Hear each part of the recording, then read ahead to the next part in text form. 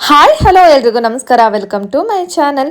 ಇವತ್ತಿನ ವಿಡಿಯೋದಲ್ಲಿ ಗೌಡಗೆರೆ ಚಾಮುಂಡೇಶ್ವರಿ ಟೆಂಪಲ್ ಬಸಪ್ಪನವರ ಟೆಂಪಲ್ಗೆ ಹೋಗ್ತಿರುವಂತಹ ವಿಡಿಯೋನ ನಾನು ನಿಮ್ಮ ಜೊತೆ ಶೇರ್ ಮಾಡ್ಕೋತಾ ಇದ್ದೀನಿ. ಅಮ್ಮನೂ ಕೂಡ ಕೆಲಸ ಇತ್ತು ಅಂತ ಹೇಳಿ ಬೆಂಗಳೂರಿಗೆ ಬಂದಿದ್ರು. ಸೊ ನಾನು ಕೂಡ ಲಾಸ್ಟ್ ವೀಕು ಪ್ಲಾನ್ ಮಾಡ್ಕೊಂಡಿದ್ದೆ ಚಾಮುಂಡೇಶ್ವರಿ ಟೆಂಪಲ್ಗೆ ಹೋಗಿ ಬರಬೇಕು ಅಂತ ಹೇಳಿಬಿಟ್ಟು. ಹಾಗಾಗಿ ನಾನು, ಅಮ್ಮ, ವಿನಯ್ ಅವರು, ಪಾಪು ಎಲ್ಲರೂ ಸೇರಿ ಚಾಮುಂಡೇಶ್ವರಿ ಟೆಂಪಲ್ಗೆ ಹೊರಟಿದ್ದೀವಿ. ಬೆಳಗ್ಗೆ ಬ್ರೇಕ್ಫಾಸ್ಟ್ ಮುಗಿಸ್ಕೊಂಡು ಹೋಗೋಷ್ಟರಲ್ಲಿ ಸ್ವಲ್ಪ ಲೇಟ್ ಆಯಿತು. ಸೊ ಆದರೂ ಪರವಾಗಿಲ್ಲ ಅಂತ ಹೇಳಿ ಮನೇಲೆ ಬ್ರೇಕ್ಫಾಸ್ಟ್ ಮಾಡಿಕೊಂಡು ಹೋಗ್ತಾ ಇದ್ದೀವಿ. ಗೌಡಗೆರೆ ಬಂದು ಚನ್ನಪಟ್ಟಣ ತಾಲೂಕು, ರಾಮನಗರ ಡಿಸ್ಟಿಕ್ಕಿಗೆ ಸೇರಿದೆ. ತುಂಬಾ ಫೇಮಸ್ ಗೌಡಗೆರೆ ಚಾಮುಂಡೇಶ್ವರಿ ಟೆಂಪಲ್ ಅಂತಲೇ ತುಂಬಾ ಫೇಮಸ್ ಆಗಿದೆ. ನಾವು ಗೌಡಗೆರೆಗೆ ಬಂದು ಕೆಂಗೇರಿ ಮೂಲಕನೂ ಹೋಗ್ಬೋದು, ಇಲ್ಲ ಕುಣಿಗಲ್ ಮೂಲಕನೂ ಹೋಗ್ಬೋದು. ನಮಗೆ ಎರಡು ಸೇಮ್ ಡಿಸ್ಟೆನ್ಸ್ ಅನ್ನಿಸ್ತಾ ಇತ್ತು, 100 ಕಿಲೋಮೀಟರ್ ಅಂತ ಅನ್ನಿಸ್ತಾ ಇತ್ತು ಯಲಹಂಕದಿಂದ. ಸೊ ಹಾಗಾಗಿ ನಾವು ಲಾಸ್ಟ್ ಟೈಮ್ ಕೆಂಗೇರಿಗೆ ಹೋಗ್ಬಿಟ್ಟು ನಾವು ಗೌಡಗೆರೆಗೆ ಹೋಗಿದ್ವಿ. ಹಾಗಾಗಿ ಈ ಸರಿ ಕುಣಿಗಲ್ಗೆ ಹೋಗ್ಬಿಟ್ಟು ನಾವು ಗೌಡಗೆರೆಗೆ ಹೋಗೋಣ ಅಂತ ಹೇಳ್ಬಿಟ್ಟು ಕುಣಿಗಲ್ ರೋಡ್ ಅಂದರೆ ಮಂಗಳೂರು ಹೈವೇಗೆ ಹೋಗ್ಬಿಟ್ಟು ಅಲ್ಲಿಂದ ಕುಣಿಗಲ್ ರೋಡಿಂದ ನಾವು ಗೌಡಗೆರೆಗೆ ಹೋದ್ವಿ. ನಾವು ಗೌಡಗೆರೆಗೆ ಬರ್ತಿದ್ದಂಗೆ ಈಸಿಯಾಗಿ ಗೊತ್ತಾಗುತ್ತೆ, ಬೋರ್ಡ್ ಕೂಡ ಹಾಕಿರ್ತಾರೆ ಚಾಮುಂಡೇಶ್ವರಿ ಟೆಂಪಲ್ಗೆ ಹೆಂಗೆ ಹೋಗಬೇಕು ಅಂತ. ಇಲ್ಲ ಅಲ್ಲಿ ನಾವು ಕೇಳಿದ್ರು ಕೂಡ ಹೇಳ್ತಾರೆ ಗೌಡಗೆರೆ ಚಾಮುಂಡೇಶ್ವರಿ ತುಂಬಾ ಫೇಮಸ್ಸು.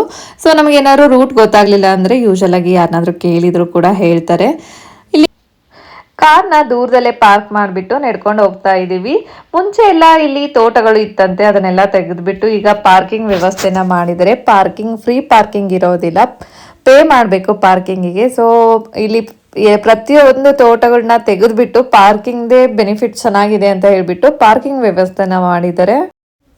ಮುಂಚೆ ಎಲ್ಲ ಗೌಡಗೆರೆಗೆ ಬರಬೇಕು ಅಂದರೆ ಊರಿಗೆ ಬಸ್ಗಳು ಇತ್ತು, ಬಟ್ ಇಲ್ಲಿ ದೇವಸ್ಥಾನಕ್ಕೆ ಬಸ್ಗಳು ಇರಲಿಲ್ಲ, ಆಟೋಗಳು ಇತ್ತು. ಬಟ್ ಇವಾಗ ಬಸ್ ಫೆಸಿಲಿಟೀಸ್ ಕೂಡ ಮಾಡಿದ್ದಾರೆ. ಹಾಗೆ ಫ್ರೀ ಬಸ್ ಮಾಡಿರೋದ್ರಿಂದ ಸಿಕ್ಕಾಪಟ್ಟೆ ಜನ ಇತ್ತು. ಸೊ ಲಾಸ್ಟ್ ಟೈಮ್ ನಾನು ಒಂದು 8 ತಿಂಗಳು ಕೆಳಗೆ ಹೋಗಿದ್ದೆ, ಅವಾಗಲೂ ಕೂಡ ಇಷ್ಟೇ ರಶ್ ಇತ್ತು, ಇವಾಗಲೂ ಕೂಡ ಇಷ್ಟೇ ರಶ್ ಇದೆ. ಆಚೆ ಕಾಲನ್ನ ತೊಳ್ಕೊಂಡು ದೇವಸ್ಥಾನದ ಒಳಗಡೆ ಬರಬೇಕು. ಮುಂಚೆ ಎಲ್ಲ ದೇವಸ್ಥಾನಕ್ಕೆ ಹೋಗುವಾಗ ಕಾಯಿನ ಹೊಡಿಬೇಕಂದ್ರೆ ದೇವಸ್ಥಾನದ ಮುಂದೆ ಹೊಡಿತಾ ಇದ್ರು, ಇವಾಗ ಇಲ್ಲ. ಇಲ್ಲೇ ಪೂಜಾ ತೆಂಗಿನಕಾಯಿ ಹೊಡೆಯೋ ಸ್ಥಳ ಅಂತ ಹೇಳ್ಬಿಟ್ಟು ಮಾಡಿದ್ದಾರೆ. ಕಾಯಿನ ಇಲ್ಲೇ ಹೊಡ್ಕೊಂಡು ದೇವಸ್ಥಾನದ ಒಳಗಡೆ ತಗೊಂಡು ಹೋಗ್ಬೇಕು. ದೇವಸ್ಥಾನದ ಒಳಗಡೆ ಕಾಯಿನ ಹೊಡೆಯೋದಿಲ್ಲ. ಮುಂಚೆ ಇಷ್ಟೇ ಇತ್ತು ಕ್ಯೂ, ಈಗ ಇನ್ನೂ ಜಾಸ್ತಿ ಕ್ಯೂ ಮಾಡಿದ್ದಾರೆ. ಸಿಕ್ಕಾಬಟ್ಟೆ ದೊಡ್ಡ ಕ್ಯೂ ಇದೆ. ನಾನು ಲಾಸ್ಟ್ ಒಂದು 8 ಮಂತ್ಸ್ ಕೆಳಗಡೆ ಹೋಗಿದ್ದೆ, ಆವಾಗ ಒಂದೇ ಅಂದರೆ ಟೆಂಪಲ್ ಸುತ್ತ ಮಾತ್ರನೇ ಕ್ಯೂ ಇತ್ತು. ಅಲ್ಲಿಂದ ಕ್ಯೂ ಇಂದ ಒಳಗಡೆ ಬಿಡ್ತಾ ಇದ್ರು. ಈಗ ಟೆಂಪಲ್ ಸುತ್ತ ಅಷ್ಟೇ ಅಲ್ಲದೆ ಪಕ್ಕದಲ್ಲೂ ಕೂಡ ಒಂದು ಗೋಡನ್ ಥರ ಮಾಡಿದ್ದಾರೆ, ಒಂದಿಷ್ಟು ಸ್ಪೇಸ್ನ ಮಾಡಿದ್ದಾರೆ. ಸೊ ಅಲ್ಲಿಂದ ಸುತ್ತರ್ಕೊಂಡು ಬರಬೇಕು, ಇಲ್ಲಿ ಮಾಡಿದ್ದಾರೆ. ಸೊ ಇಲ್ಲಿಂದ ಸುತ್ತರ್ಕೊಂಡು ಅಲ್ಲಿ ಮತ್ತೆ ಟೆಂಪಲ್ ಇದೆ ಅಲ್ವಾ, ಅಲ್ಲಿ ಕೂಡ ತುಂಬ ರೌಂಡ್ಸ್ ಇದೆ, ಅಲ್ಲಿ ಕೂಡ ತುಂಬ ಲೈನ್ಸ್ಗಳು ಕೂಡ ಇದೆ. ಇಲ್ಲಿ ಕೂಡ ಸುತ್ತಾಕೊಂಡು ಟೆಂಪಲ್ ಒಳಗಡೆ ಹೋಗ್ಬೇಕು. ಇವಾಗಂತೂ ಸಿಕ್ಕಾಬಟ್ಟೆ ಜನ ಇರುತ್ತಂತೆ, ನೀವು ಯಾವುದೇ ದಿನ ಹೋಗ್ತೀರಾ ಅಂದ್ರೂ ಕೂಡ ತುಂಬಾನೇ ಜನ ಇರ್ತಾರಂತೆ. ಸೊ ನಾವು ಅದೇ ಊರಿನವ್ರನ್ನ ಕೇಳ್ತಾ ಇದ್ವಿ, ಅಂದರೆ ಇವತ್ತು ಸಂಡೇ ಅಲ್ವಾ ಅದಕ್ಕೆ ಅಷ್ಟೊಂದು ರಶ್ ಆಯ್ತಾ, ಅಥವಾ ಯಾವಾಗಲೂ ನೀವು ಬರ್ತೀರಲ್ವಾ ಯಾವಾಗಲೂ ಇದೇ ಥರ ರಶ್ ಇರುತ್ತಾ ಅಂತ. ಅವ್ರು ಯೂಶಲ್ ಆಗಿ ಇದೇ ಥರ ರಶ್ ಇರುತ್ತೆ. ಮಂಗಳವಾರ, ಶುಕ್ರವಾರ, ಅಮಾವಾಸ್ಯೆ, ಹುಣ್ಣಿಮೆ, ಭಾನುವಾರ ದೇವರ ಸ್ಪೆಷಲ್ ದರ್ಶನ ಇರುತ್ತೆ. ಹಾಗಾಗಿ ಸಿಕ್ಕಾಬಟ್ಟೆ ರಶ್ ಇರುತ್ತೆ. ಯೂಶಲ್ ಆಗಿ ನೀವು ನಾರ್ಮಲ್ ಡೇಸ್ ಬರ್ತೀರಾ ಅಂದ್ರೂ ಕೂಡ ಸಿಕ್ಕಾಬಟ್ಟೆ ರಶ್ ಇರುತ್ತೆ ಅಂತ ಹೇಳಿದರು.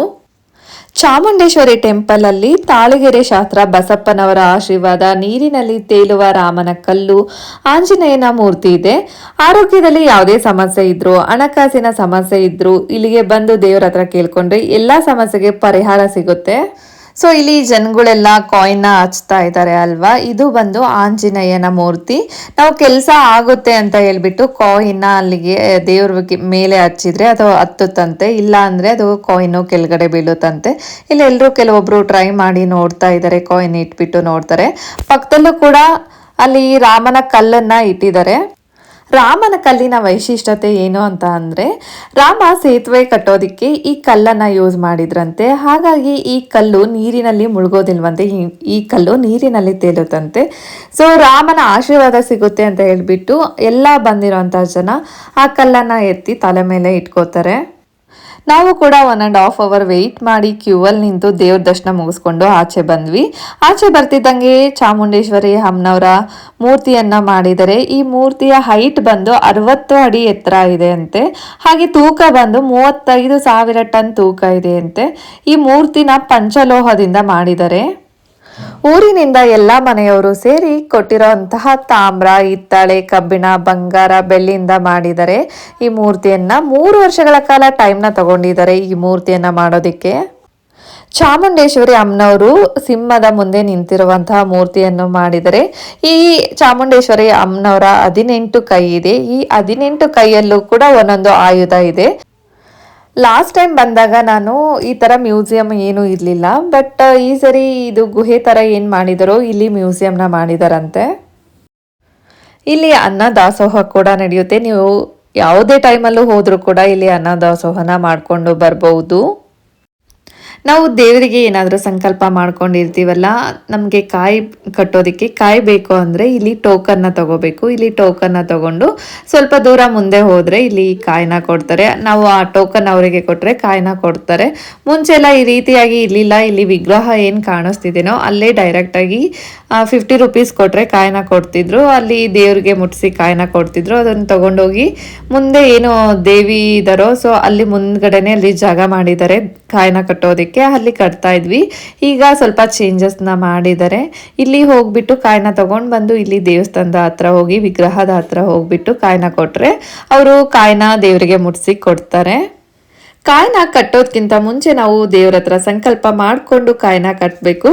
3 ವಾರ, 5 ವಾರ, 7 ವಾರಗಳ ಕಾಲ ಕಾಯಿನ ಕಟ್ಬೋದು. ನಮಗೆ ಎಷ್ಟು ಅನುಕೂಲ ಆಗುತ್ತೋ ಅಷ್ಟು ವಾರ ಬಂದ್ಬಿಟ್ಟು ಕಾಯಿನ ಕಟ್ತೀವಿ ಅಂತ ಹೇಳ್ಬಿಟ್ಟು ಮನಸ್ಸಲ್ಲಿ ಸಂಕಲ್ಪ ಮಾಡಿಕೊಂಡು, ಹಾಗೆ ನಾವು ಏನು ಕೇಳ್ಕೋಬೇಕಾಗಿರುತ್ತೋ ಅದನ್ನು ದೇವ್ರ ಹತ್ರ ಕೇಳ್ಕೊಂಡು ಕಾಯಿನ ಕಟ್ತಾರೆ.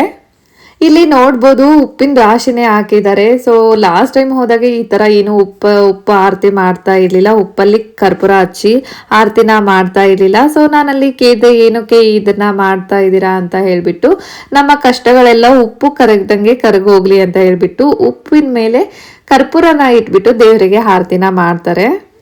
ಆ ಕಾಯಿನ ತಗೊಂಬಂದು ಇಲ್ಲಿ ದೇವ್ರಿಗೆ ಬಸಪ್ಪನ ಒಂದು ವಿಗ್ರಹನ ಮಾಡಿದರೆ ಇಲ್ಲಿ 7 ಸುತ್ತನ್ನ ಸುತ್ತಬಿಟ್ಟು ಇಲ್ಲಿ ಸ್ಪೇಸ್ನ ಮಾಡಿದರೆ ಅಲ್ವಾ, ಎಲ್ಲಿ ನಮಗೆ ಅನುಕೂಲ ಆಗುತ್ತೋ ಅಲ್ಲಿ ಕಾಯಿನ ಕಟ್ಟಬೇಕು. ಕಾಯಿನ ಕಟ್ಟಿದ್ರೆ ನಾವು ಅನ್ಕೊಂಡಿರೋಂಥ ಕೆಲಸ ಆಗುತ್ತೆ ಅಂತ ಹೇಳ್ಬಿಟ್ಟು ಹೇಳ್ತಾರೆ.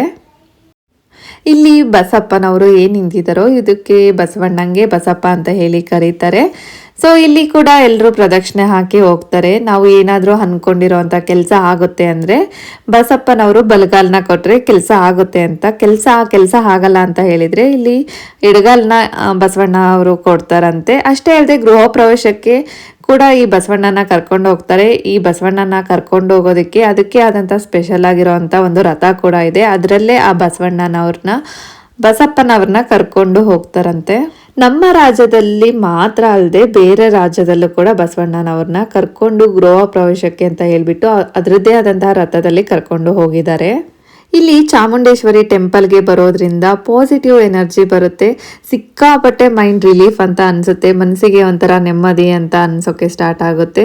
ನಮಗೂ ಕೂಡ ಬಂದು ಸಿಕ್ಕಾಪಟ್ಟೆ ಖುಷಿ ಆಯಿತು. ಇನ್ನು ಯಾರೆಲ್ಲ ವಿಸಿಟ್ ಮಾಡಿಲ್ಲ ಅಂದರೆ ಒಂದ್ಸರಿ ಹೋಗಿ ವಿಸಿಟ್ ಮಾಡಿ ನೋಡಿ. ನಾವು ದರ್ಶನ ಎಲ್ಲ ಮುಗಿಸ್ಕೊಂಡು ರಿಟರ್ನ್ ಬೆಂಗಳೂರಿಗೆ ಬರ್ತಾ ಇದ್ದೀವಿ. ಕೆಂಗೇರಿ ಮೂಲಕ ಬೆಂಗಳೂರಿಗೆ ಬರೋಣ ಅಂತ ಹೇಳ್ಬಿಟ್ಟು ಕೆಂಗೇರಿ ರೋಡಲ್ಲಿ ಬರ್ತಾ ಇದ್ವಿ. ಕೆಂಗೇರಿಗೆ ಬರೋಕ್ಕೂ ಮುಂಚೆ ನಮಗೆ ಬಿಡದಿ ಸಿಗುತ್ತೆ. ಬಿಡದಿಗೆ ಹೋಗಿ ತಟ್ಟೆ ಇಡ್ಲಿ ತುಂಬಾನೇ ಫೇಮಸ್ಸು. ಹಾಗಾಗಿ ತಟ್ಟೆ ಇಡ್ಲಿನ ತಿನ್ಕೊಂಡು ನಾವು ಮನೆಗೆ ಬಂದ್ವಿ. ಈ ವಿಡಿಯೋ ನಿಮಗೆ ಇಷ್ಟ ಆಗಿದೆ ಅಂತ ಹೇಳಿ ನಾನು ಭಾವಿಸ್ತೀನಿ. ವಿಡಿಯೋ ಇಷ್ಟ ಆದರೆ ಪ್ಲೀಸ್ ಒಂದು ಲೈಕ್ ಮಾಡಿ, ಶೇರ್ ಮಾಡಿ, ಸಬ್ಸ್ಕ್ರೈಬ್ ಮಾಡಿ. ಇನ್ನು ಯಾರೆಲ್ಲ ನನ್ನ ಚಾನಲ್ನ ಸಬ್ಸ್ಕ್ರೈಬ್ ಆಗದೆ ನೋಡ್ತಾ ಇದ್ದೀರಾ ಪ್ಲೀಸ್ ಹೋಗಿ ಸಬ್ಸ್ಕ್ರೈಬ್ ಮಾಡ್ಕೊಳ್ಳಿ. ಹಾಗೆ ಪಕ್ಕದಲ್ಲಿರುವಂಥ ಬೆಲ್ ಬಟನ್ನ ಕ್ಲಿಕ್ ಮಾಡಿ. ಬೆಲ್ ಬಟನ್ನ ಕ್ಲಿಕ್ ಮಾಡೋದ್ರಿಂದ ನನ್ನ ಎಲ್ಲ ವಿಡಿಯೋಗಳ ನೋಟಿಫಿಕೇಶನ್ ನಿಮಗೆ ಬರುತ್ತೆ. Thank you for watching.